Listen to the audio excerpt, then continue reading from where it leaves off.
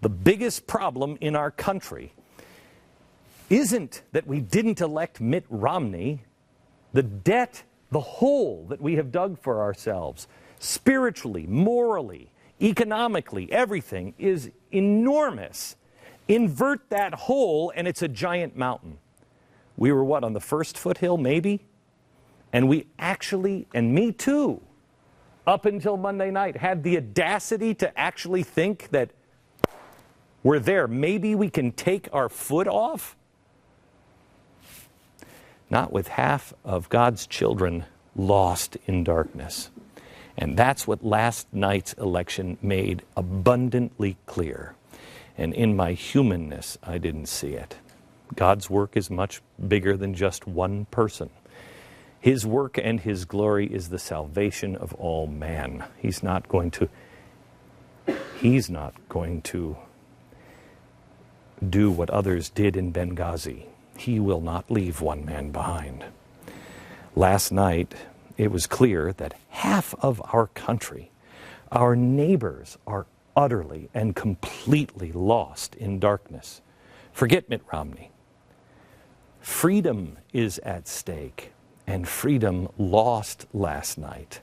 I heard somebody call me today and they said, "Oh, United States of America, I feel like we lost our country today." We can lose our country. The United States of America is in name only. That's a name. No matter what it's transformed in, they'll still call it the United States of America. Spain has been free. It has been with a king. It's been with a president. It's been fascist. But it's always been Spain. We're not losing our country. We are losing the one thing that is unique about us. Our Constitution and our connection to each other on principles. Our founders and every great man has told us how it would happen. When Abraham Lincoln was 28 years old, he wrote a speech based on an incident that happened in St. Louis. An African American was grabbed off the street and burned. And he wrote, "At what point then is the approach of danger to be expected? I answer, if it ever reaches us, it must spring up amongst us. It cannot come from abroad. If destruction be our lot, we must ourselves be its author and its finisher. As a nation of free men, we must live through all time or die by suicide." Last night we voted for financial suicide, military suicide, moral suicide, you name it. And here's what happened. These three questions: what happened, what does it mean, and what do I do? What happened? Obama stays in with 303 electoral votes. Democrats won the Senate, now have 52 seats versus the GOP's 45 seats, but that's the least of your problems.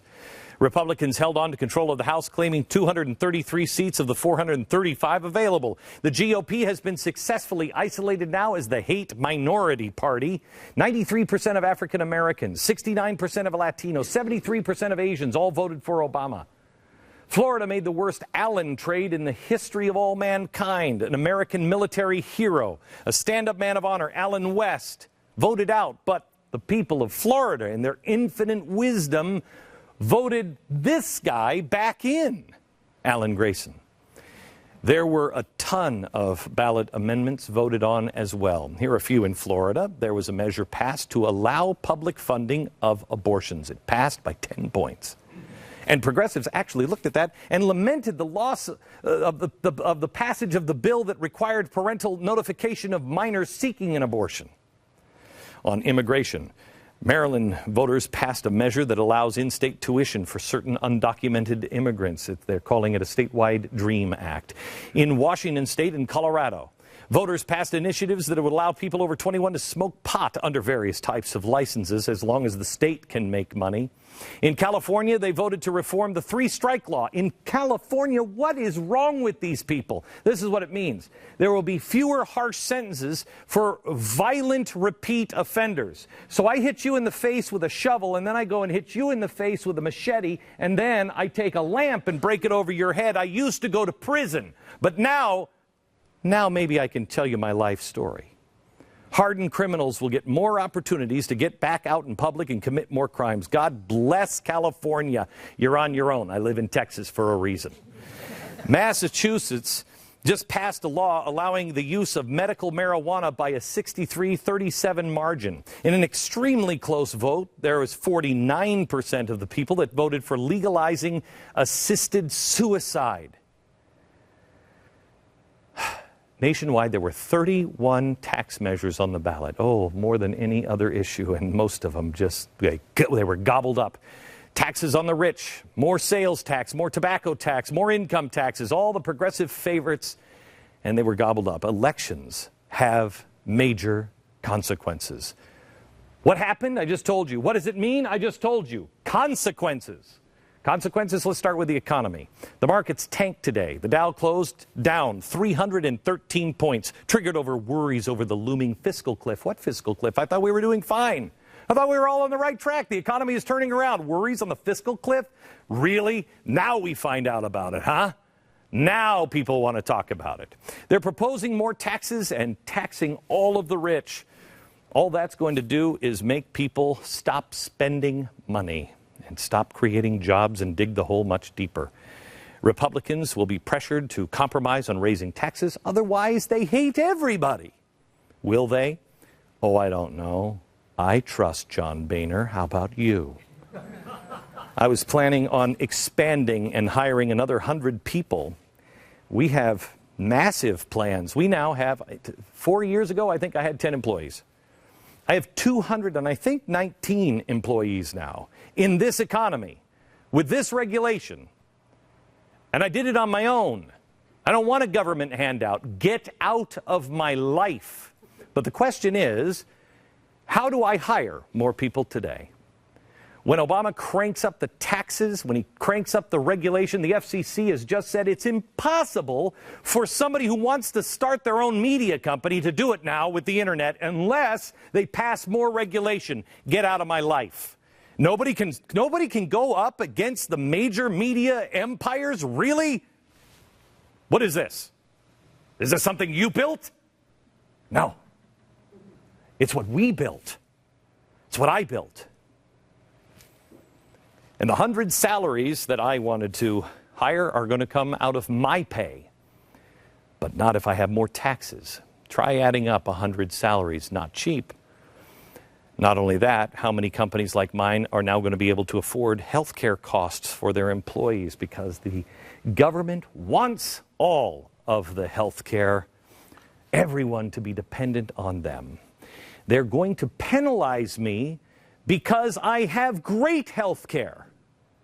They're going to charge me an extra tax because I give my employees the best health care money can buy. That's insane. I should get a bonus or a little star, or how about a participation trophy for that? Hiring is going to screech to a halt. On foreign policy, oh, I can't imagine. You think you had a bad night's sleep? How would you think Benjamin Netanyahu did last night? What happens to Israel in the next 4 years? And how much gain will the Muslim Brotherhood be allowed to get with 4 more years of acceptance from this administration? By the way, the Muslim Brotherhood came out today saying that President Obama needs to accept the will of the Arab world. How many rebel armies filled with al-Qaeda members will we continue to help and arm? How long before we have any congressional hearings on it? How many more ambassadors have to die? Freedom of religion? How are the Catholics going to feel once they have to start funding and possibly even performing abortions at Catholic hospitals? Will they even stay open? And then what? Israel, God bless you. But you're on your own, at least for the next 4 years. The good news, 85% of the ballots cast by American citizens residing in Israel for the U.S. elections voted not for Barack Obama, but I guess you actually have to have people throwing bombs at you to recognize maybe we shouldn't trust the rhetoric. Elections have powerful consequences, both here and eternally. What do I do? What do I do? Boy, I really wondered as we write this, if this book would sell, because I really thought Mitt Romney was going to be it. We have some rewriting to do on it. It comes out in January. It's called The American Crisis. Anybody know what The American Crisis was originally? Thomas Paine. It was the follow-up to Common Sense. He wrote it. This is what got the boys in the boats with George Washington on the banks of the Delaware. And everybody has heard the words of this at one time in your life. These are the times that try men's souls. And as I wrote those words for this book, down from this, I thought, this isn't the time that tries men's souls yet. It's not yet. It's not yet. Let me read them today. These are the times that try men's souls. The summer soldier and the sunshine patriot will, in this crisis, shrink from the service of their country. But he that stands it now deserves the love and thanks of man and woman. Tyranny, like hell, is not easily conquered. Yet we have this consolation with us. The harder the conflict, the more glorious the triumph. What we obtain too cheap, we esteem too lightly. It is dearness only that gives everything its value. Heaven knows how to put a proper price upon its goods. And it would be strange indeed if so celestial an article as freedom should not be highly rated. That's today. Freedom's worth more than 4 years of being uncomfortable. And God knows how to fix that price. So you have a choice today. Are you a sunshine patriot? Or do you mean it? Are you going to stand up or sit down? It's only going to get harder from here. Now is not that time for the summer soldier or sunshine patriot. Now is not that time. But now is the time to reevaluate. What do I really believe? Who really are my friends?